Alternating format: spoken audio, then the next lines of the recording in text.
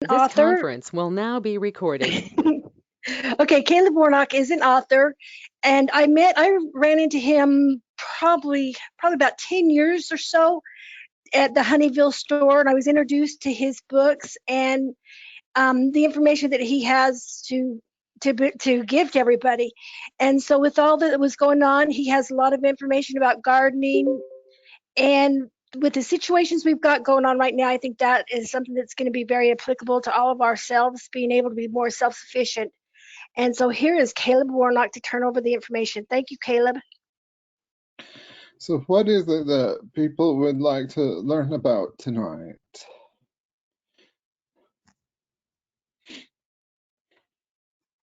Do we have a topic? We just want to know about what kind of information could you give us to help out in being more fruitful in our gardening, maybe getting started. I don't have a garden. Maybe some of the other people don't have gardens, small gardening, container gardenings. Is there any other people that have any suggestions that they need to have information from me, Mom? Pest control without commercial products, like the old-fashioned ways. Yeah, small gardening, because I don't have a lot of room in my new house, but I'd like to know what some tricks are. So, yep. Okay, and you guys live in the Tooele area, is that correct? This group is mostly Tooele, but Robin, the person that was talking before, she's actually living in Idaho. She used to live out here in Tooele, and she recently moved to Idaho. There are other people that may be tuned in. I'm not exactly sure who else here that could be in various areas. We know that Tooele has clay soil, and we have a lot of rocky situations in some of this area up here too. Well, so let's start with a pest question first. In Utah, if you have pests, it means you're watering too much. So stop it. Just stop it. Almost everyone is watering too much, wasting a lot of water. And since we live in the desert, we don't really have very many pests. But if there are pests in your garden, it's because you have created an oasis for them by giving them some humidity and some water, which is what they're looking for. So the best thing that you can do is let your garden dry out totally in between waterings, and use as little water as possible. I think the reason that most people in Utah overwater their gardens is because of what I call the panting pepo, which is the zucchinis and the pumpkins and the squashes. When the temperature gets up above about 85 degrees, they all go and just go sort of limp and look like they're dying, and people panic, and they start watering their garden, and the pepos do not improve because the water was not the problem in the first place. And so now they can pour water on their garden thinking that everything is dying, and all it does is attract more pests, and that actually might kill your garden, is attracting more pests. So what the key to the panting pepo is to go out right at dusk. If your pepo is a species, it's one of the 4 common species of squash. And so if you go out there and your zucchini and your pumpkin leaves look like they're quite wilted in the daytime, don't panic and don't water. Just wait until dusk and go out right at dusk. And if they have come back to life magically, then it was just the panting pepo, and you don't need to worry about it. And if at dusk they're still looking droopy, then you actually do need to water. And if you're not sure about how often you should be watering, at any nursery or garden center, for $10, you can get a little meter that will tell you the pH, and it will tell you whether or not you need to water. And so that's, if you're not, God also gave everyone a water tester. It's right here. Most of you have one, and you just stick this in the ground about 3 inches down, and if you can feel moisture, you don't need to water. Should we all do this together? Get your moisture tester out, stick in the ground, see if 3 inches deep, see if you can feel water, and if you can, then you don't need to water. You want the surface to totally dry out, which in Utah is not hard because it never stops blowing. So it takes about 10 minutes for the surface to dry out. Does that help with the pest question?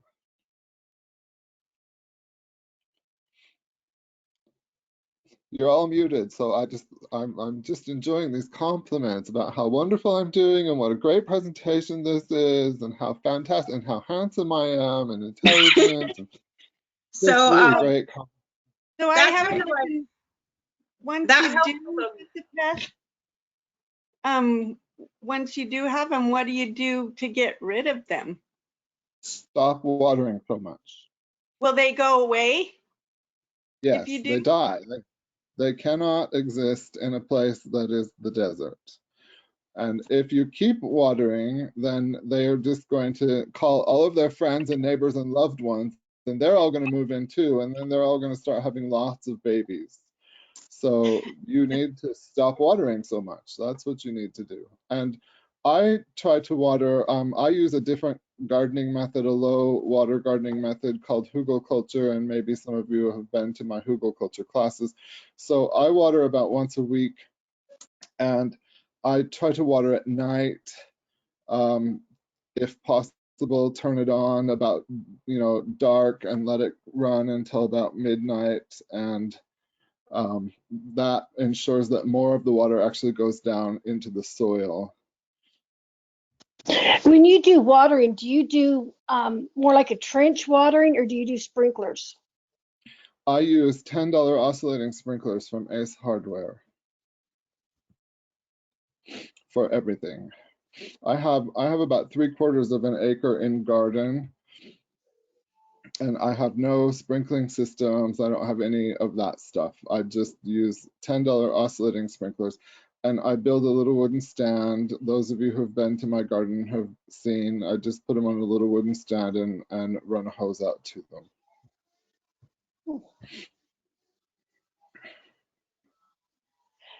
So on container gardens, what is the best way to do a container garden, like on a back patio, backyards where limited space is available?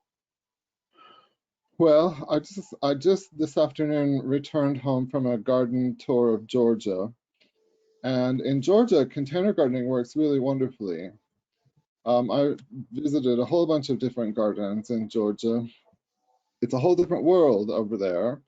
While I was there, this wet stuff was falling out of the sky. It's very strange. I don't know what that was all about. It's not anything we know about here in Utah.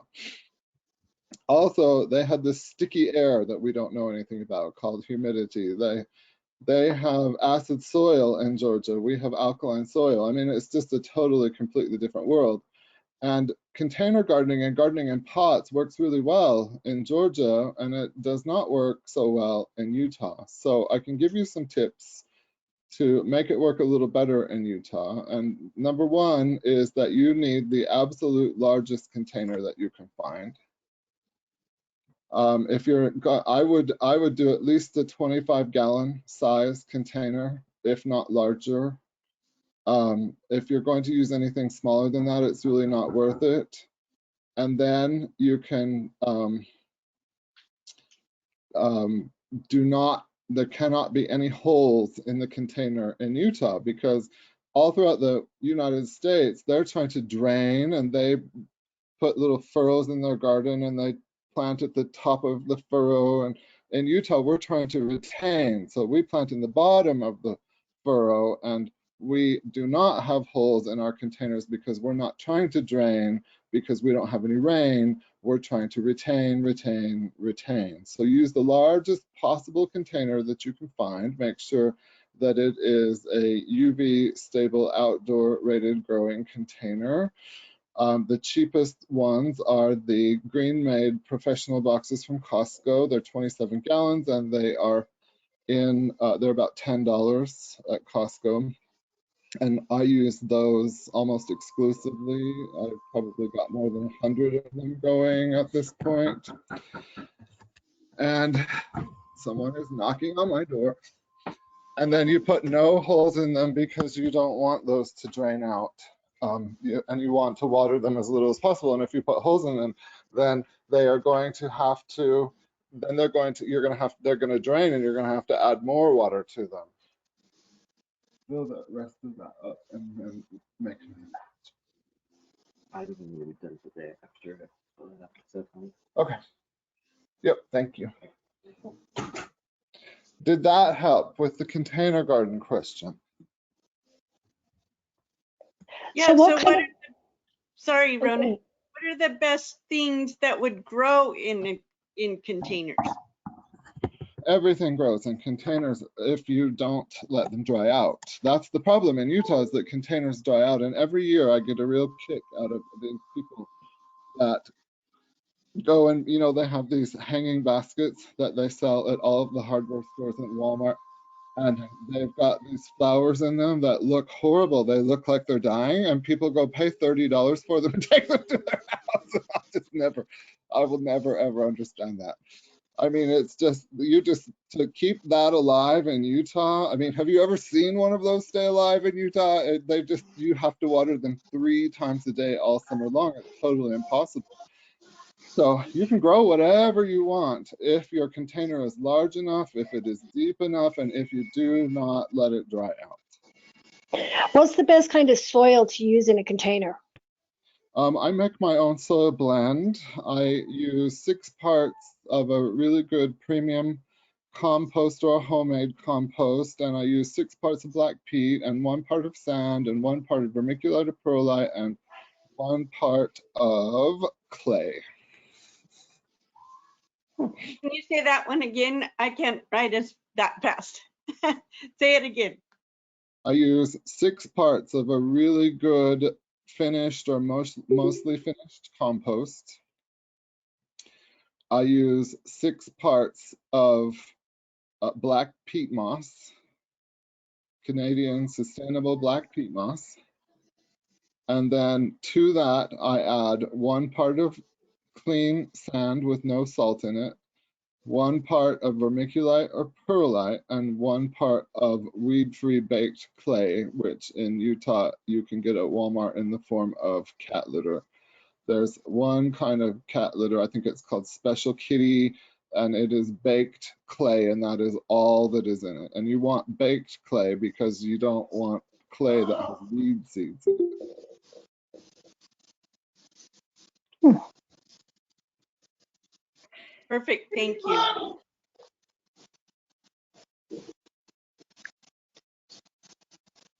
What does anybody else have any questions they need to ask? They'd like to ask him?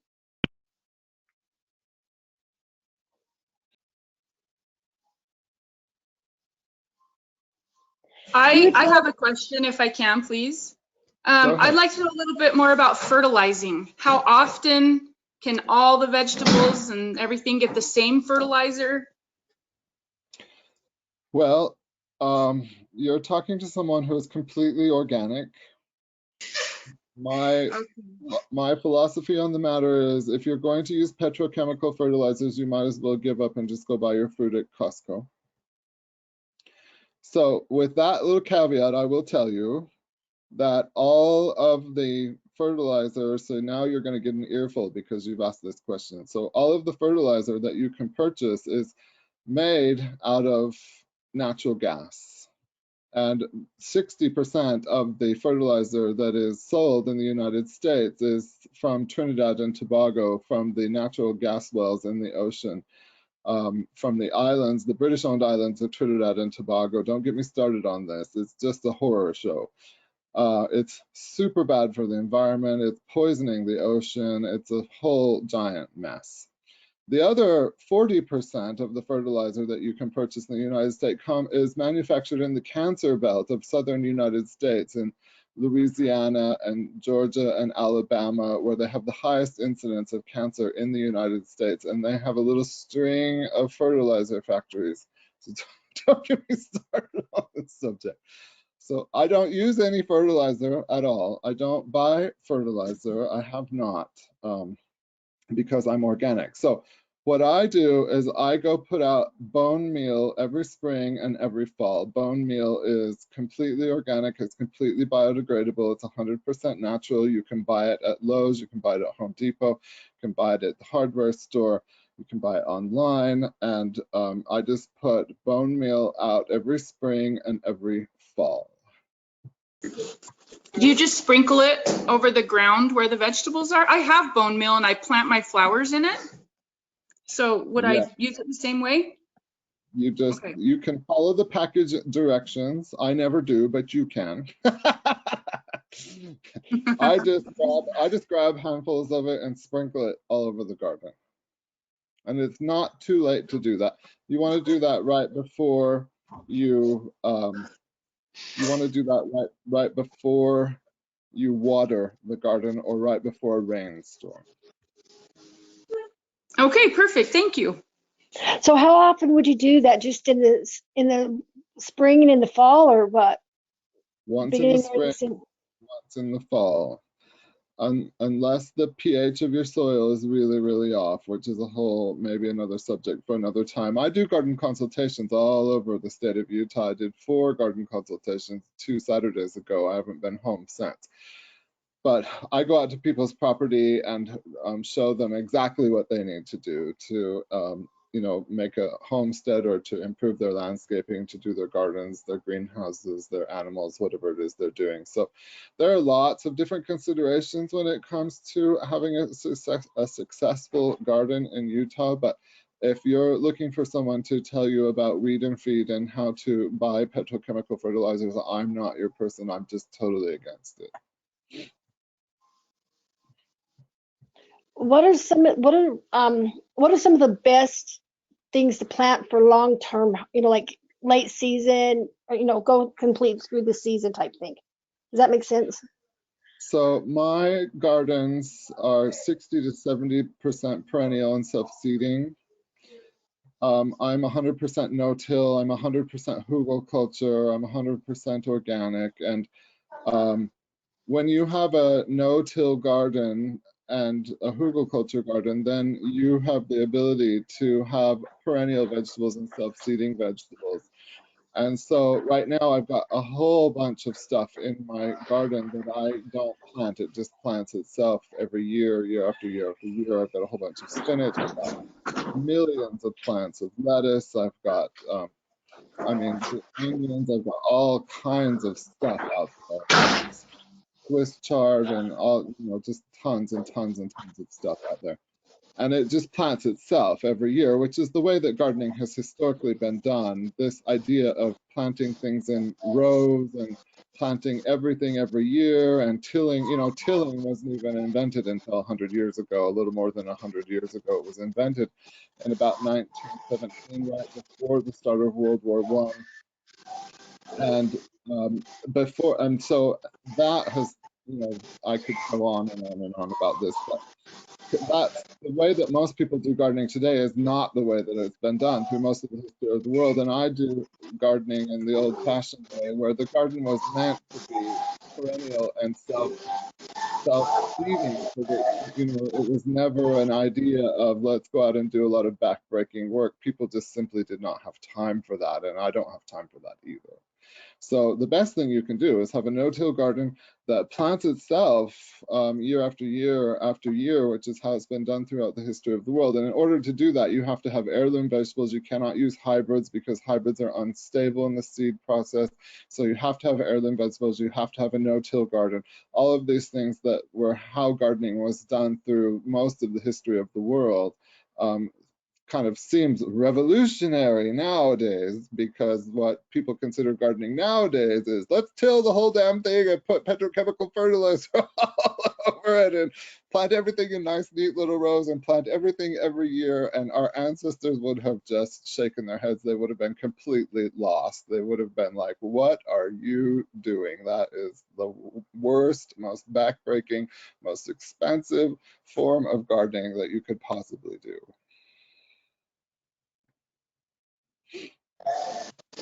You had talked in some of your books, you had about healing with your gardens, herbs and stuff for healing. What kind of herbs are those that you would suggest? Well, I'm a master herbalist. I run a couple of nutrition programs. I help people who are desperately ill with autoimmune disorder and diabetes and weight loss and idiopathic diseases and things like this. So that's a big, big kettle of worms to talk about. You might ask more specific questions. I guess I could give you, I mean, it's not, I don't know how to generally tell you how to heal yourself with herbs, but I can tell you that herbal medicine is very powerful when it's done correctly and when it's done knowledgeably, and has changed my life. And you know, this is something that I do every day, is work with herbs to help some of the sickest people in the United States. I have a question. If I'm just new to learning all this, if you could pick your top 3 herbs, like the most general herbs to use, what would the top 3 be? Well, I get asked that question a lot, obviously. Okay. So stinging nettle, I grow huge amounts of stinging nettle. It's really important to me. Stinging nettle has changed my life entirely. I use a lot of red clover. I use a lot of wild lettuce. I mean, last summer I have a drying house. So last year I have 8 greenhouses, and last year I turned one of my greenhouses into a drying house and dried huge, I mean, massive quantities of herbs, just because I use so many and I need so many. But arnica is something I use a lot. Arnica has to be used very carefully and by someone who's knowledgeable. I use a lot of arnica, I use a lot of wild lettuce, I use a lot of stinging nettle, I use a lot of red raspberry leaf. I mean, I've probably got maybe 150 medicinal herb plants in my gardens. So it's hard for me to tell you, you know, and it depends on you specifically. It depends on what your health issues are and what your health problems are, what herbs might benefit you the most. But for me, it is definitely stinging nettle is probably the most important. And I probably couldn't live without my wild lettuce and my lemon balm and my feverfew, and I don't know, I could probably list you 25 that I couldn't live without. That's great. Thank you. Ones that I use on a constant basis for myself and my clients. I mean, at this point, I just have a very large, I do a lot of herbs. But for me personally, it would definitely be living probiotics. That's a whole other subject, and the stinging nettle. And I certainly would probably be dead if it were not for red clover and stinging nettle. And I make an asthma tincture that saves my life on a regular basis, and also a headache tincture that saves my life on a regular basis. And so there's just a lot of herbs that are critically important to me. Am I walking over somebody?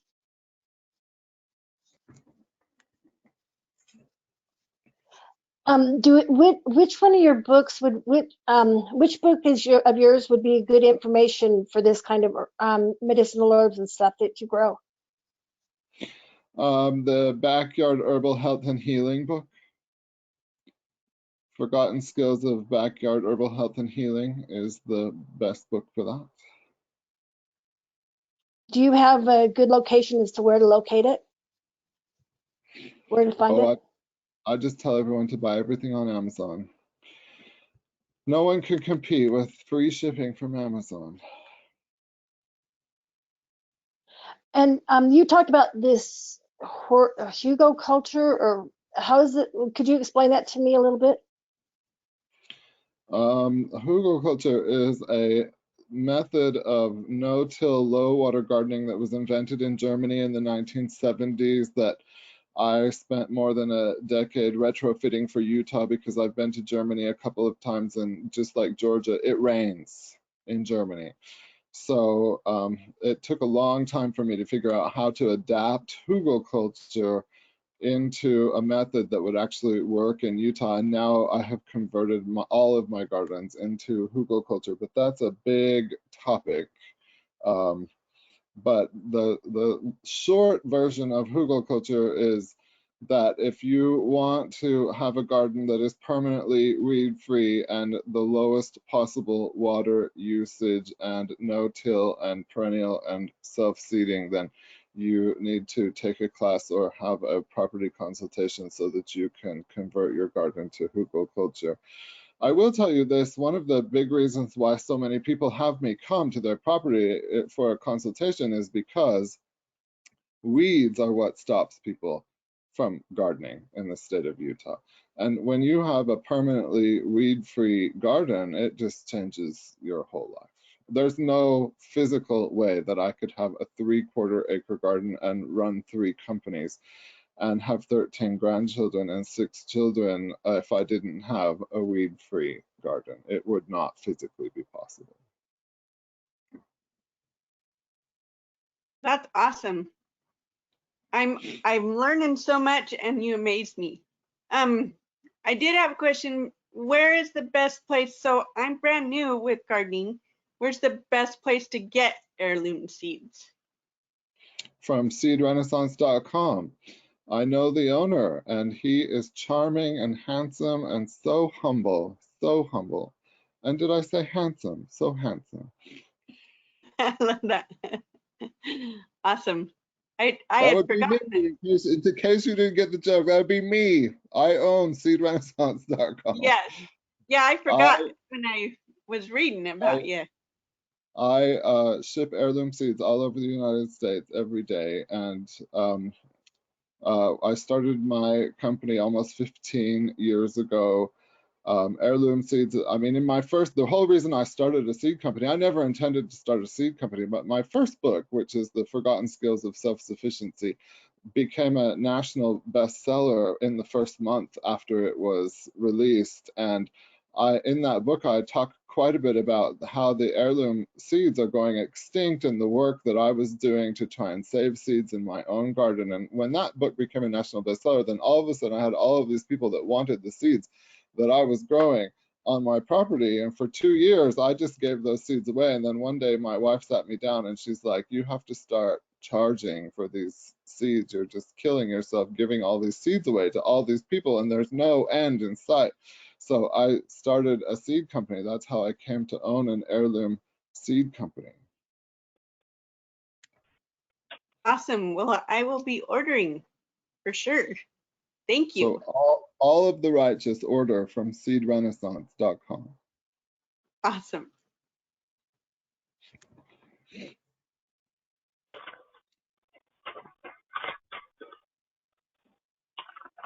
Does anybody else have any questions?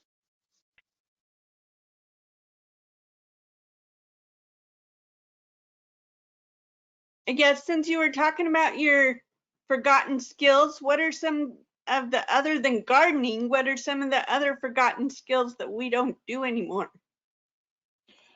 Well, my second national best-selling book was The Art of Baking with Natural Yeast, which was the beginning of my journey with natural and living probiotics, and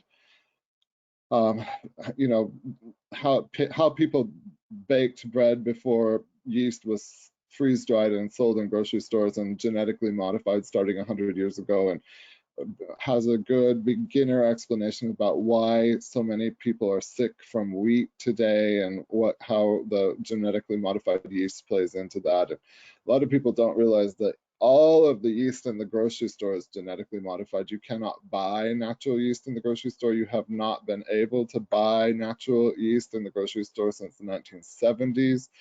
I have read every patent that has been filed on yeast in the United States in the whole history of the United States, every single patent that has ever been filed. And if you don't believe that there is no natural yeast in the United States, then I will just remind you that every single yeast in the grocery store is patented, and you cannot patent something that is naturally occurring. So, which is, you know, a whole launching point. So that is something that I feel really strongly about. And then the way that we garden has got to change. And then the herbal skills is something that people really need to get an education on and be working on. And in the More Forgotten Skills book, we talk about, you know, how to make your garden pay you instead of you paying your garden, and how to, you know, save money on these things. And these days, I think the most important thing is for people to do things right the first time, because a lot of people who hire me to do property consultations have spent a lot of time and money doing things the wrong way, and those methods were never going to be successful for them. And they, you know, everyone who does a property consultation gets to come to my property and do a tour so that they can see all of these things in living color in real life, see everything that I'm doing and all of the designs and everything. And it's heartbreaking to me. I mean, I've had several people who, you know, their parents died and they got an inheritance from them, and they spent a large chunk of change designing and doing a beautiful garden, and 2 years later the whole thing was just full of weeds, and they have me come in to fix the problem, or people who have me come in to try and redesign a greenhouse because they have put up a greenhouse or tried to build a greenhouse, and it has to be in Utah. Things are done very, very differently. You cannot garden in Utah the way you garden on the West Coast or the East Coast or in the Midwest. You cannot have a greenhouse the same way. We don't have the same soil. We don't have the same temperatures. We don't have the same humidity. We don't have the same alkalinity. I mean, Utah is totally different from gardening and almost anywhere else. Utah, Nevada, southern Idaho, Wyoming, totally different. Northern Arizona, totally different from the rest of the United States. And if you're not going to use the correct methods, you're never, ever going to be successful gardening in this area. Also, interestingly enough, as I told you, I just got back just today from a garden tour of Georgia, and what fascinated me was in Georgia, you can just basically throw a seed in the ground and it will grow, and nobody's growing. I mean, I went all over. I mean, I toured some beautiful gardens, and there are a few people, but 99.9% of the houses there had no vegetable gardens. They had no flowers growing in their yard. I was just flabbergasted. I mean, they have the kind of, they've got rain, they've got water, they've got acid soil, they've got humidity. They have the things I dream of having, you know, the things that make gardening so easy, and they just don't even take advantage of it. And that is one of the things that concerns me the most, is how are our children and our grandchildren supposed to learn to be self-reliant when even the people who could easily be self-reliant are just not even interested. They're not even interested in teaching the next generation how to, these skills that are so important. There are so few people left on the face of the earth that can really change people's lives with herbal medicine. And that is so sad. I mean, that has to change, and people need to be able to grow their own food. And when we left Georgia, there was no gasoline available for sale. You could not buy gasoline for love nor money in the state of Georgia. I mean, we just live in a time, you know, and this is because of apparently, I don't know, I haven't been online for, you know, more than a week, but apparently somebody hacked into something, and somehow they hacked into a computer, and now they have no gasoline in the state of Georgia. Every single gas station had no gasoline for sale. That's a major critical crisis that grinds a huge city completely to a halt within a matter of hours. And that, you know, you can't get food in. I had never seen, you know, I've heard about food deserts before, but I had never actually seen a food desert until I went to the grocery store in Atlanta. That was insane to me. I mean, there were no vegetables on the shelves. They had the smallest little little section of vegetables, and the shelves were empty. And it's just like, what is going on? I don't understand why people are not growing food, even in areas where they could easily grow their own food. They're not growing food, they're not growing berries, they're not teaching their children, they're not teaching their grandchildren, and we're going to reap the rewards of that If we don't teach people how to stop watching television, stop playing video games, stop looking at pornography, and start getting their hands into the dirt so that they can take care of themselves, we have to teach these kids these things.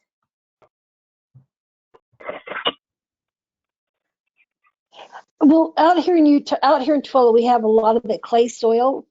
What's the best way to make it a little more grow friendly besides the bone meal? I don't grow anything in the native soil, nothing. I tell everyone in my books, I say that Utah has excellent soil for making dinner plates and not so great for making dinner. And I make fun of Brigham Young a little bit and say when he said, "This is the place," I'm still wondering, this is the place for what exactly? This is the place to work, really learn how to work. That's what we do in the state of Utah. We learn a great work ethic because you cannot grow a great garden. I mean, I know people, in fact, I just did a property consultation 2 weeks ago for someone who has been amending the same garden soil for 50 years in Highland, Utah. 50 years. 5 decades has been amending the same garden soil with a tractor for 50 years and has just given up. And right now, this very minute, in fact, I could show you pictures. They have a massive garden. It's almost as big as mine. It's 100 feet by 50 feet, which is a little bit smaller than my total garden space. And they are converting the whole thing to Hugo Culture right now as we speak, because it's the only way to garden. So I don't grow anything in the native soil. The native soil is really great at growing rocks.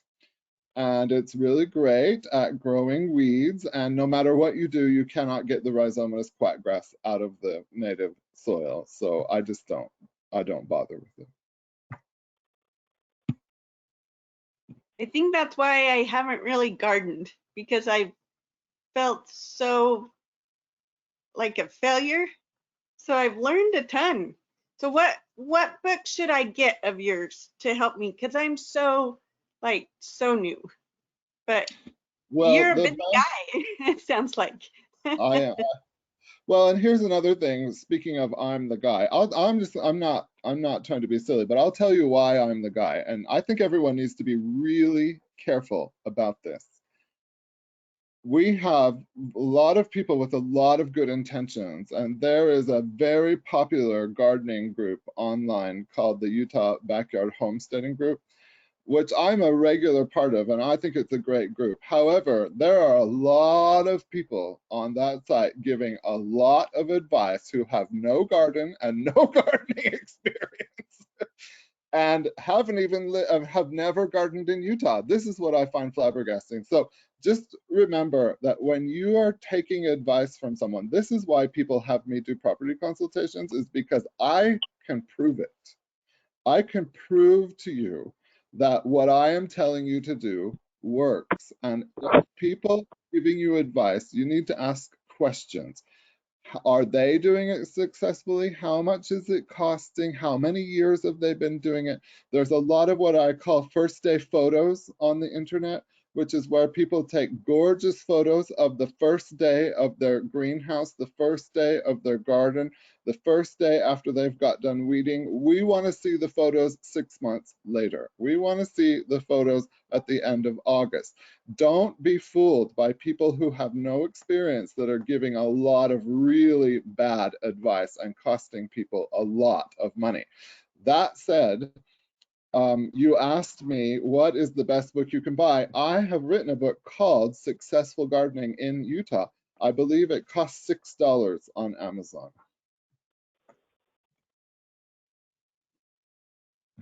And would it work for Idaho, since I'm in Idaho now that I've moved? Okay. It works for any place with Utah conditions. It's gardening for the Rocky Mountain West, so absolutely it will work for Idaho. I have people who come and drive every year from Idaho. In fact, I just had someone drive from Idaho for my plant sale. I just am having my annual plant sale over Mother's Day weekend. So I have people come from Idaho and Arizona and St. George. They do my classes. They do my plants, they buy my seeds, because they know that I can prove that what I'm saying actually works. It's really important, if you're going to invest $1 in your garden, to spend that dollar in the right way, because you can lose a lot of money doing the wrong thing in a garden. Awesome. Thank you. So that's where I would start. If you cannot start with a $6 book that was written for your growing conditions, then you should just give up. Well, that's what I want to start, but I'm kind of scared. So, Well, because I just before failed so badly. Like, please don't be scared. Please don't be scared. Just remember that you are the link between your children and your grandchildren and these skills. If you don't do it, they will not do it. It's so important. We have to get these kids out into the garden.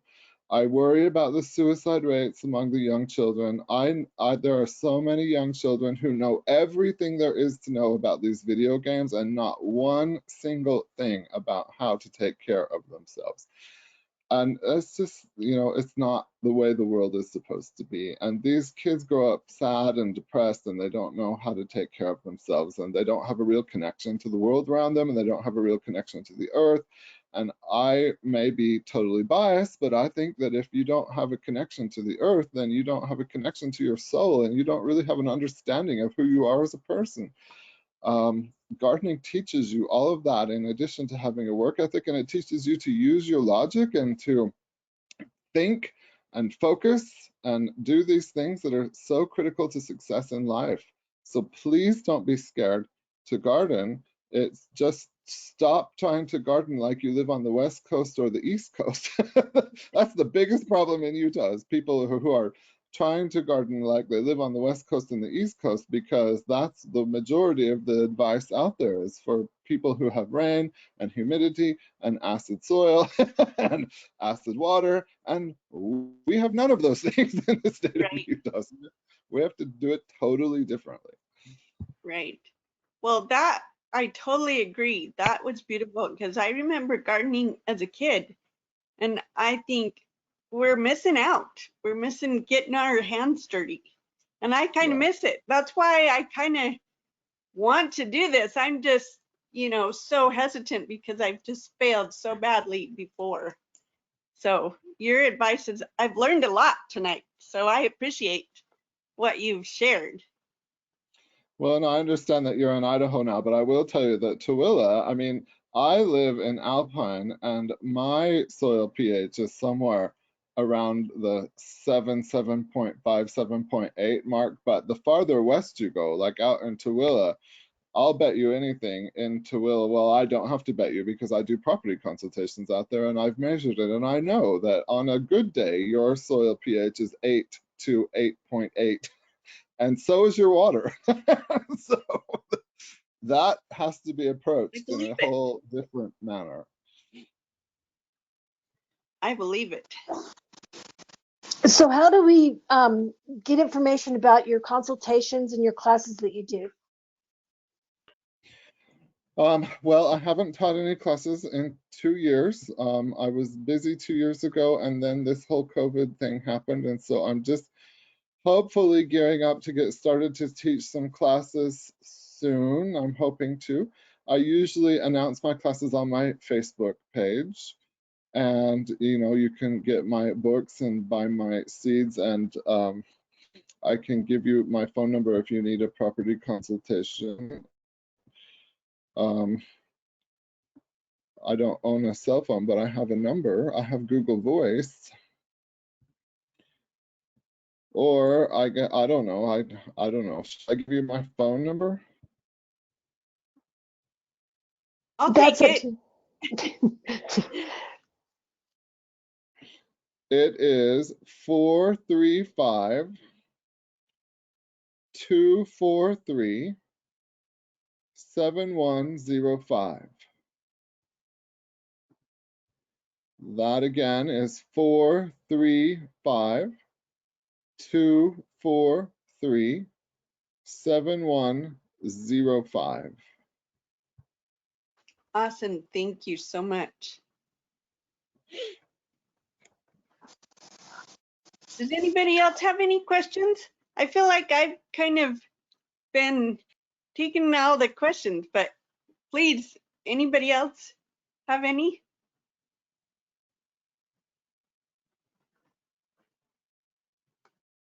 This is your big fat chance, Twilla.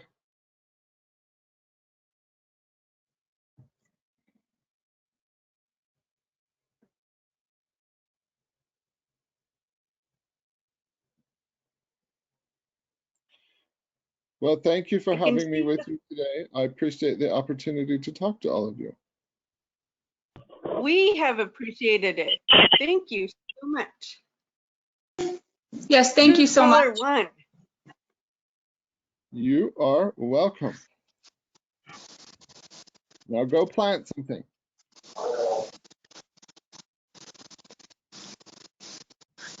Awesome.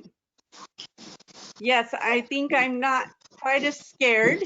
And so I so appreciate that you took the time to share with us and helped us to realize, even though we all know Tooele County is just desert and it's getting worse, it's good to know that there is hope, though, that we can start planning our own stuff. Absolutely.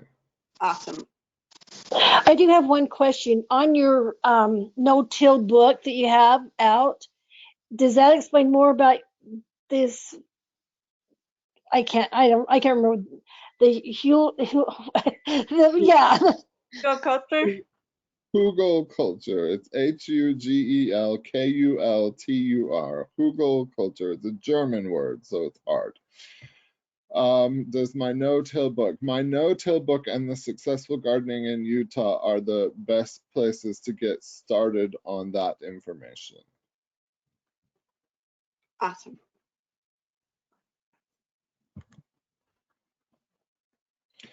Well, I'm going to head back to the garden. What? I'm going to head back to the garden. You should. Oh, well, we so appreciate your time and helping us out in Tooele. This will be on the Tooele County Emergency Management web or YouTube channel. So tell your friends, and because we, like Caleb said, we really need to help our children start learning this stuff. We're missing out. And I remember as a child just loving to garden, but then as an adult, it just failed. And I guess it's because I lived in Utah, and growing up, I lived in northern Wyoming. So it had a little more snow and a little more, I don't know, but it was fun. And so I think our kids need that same fun. So thank you for reminding us. Last call for questions. Anybody else? Okay, well, thank you so much again, Caleb. And I will send the link out to everybody and hope you all have a good evening. Thank you, Caleb. I appreciate you coming in and doing this with us. You're welcome. Good night, everyone. Good night, Caleb.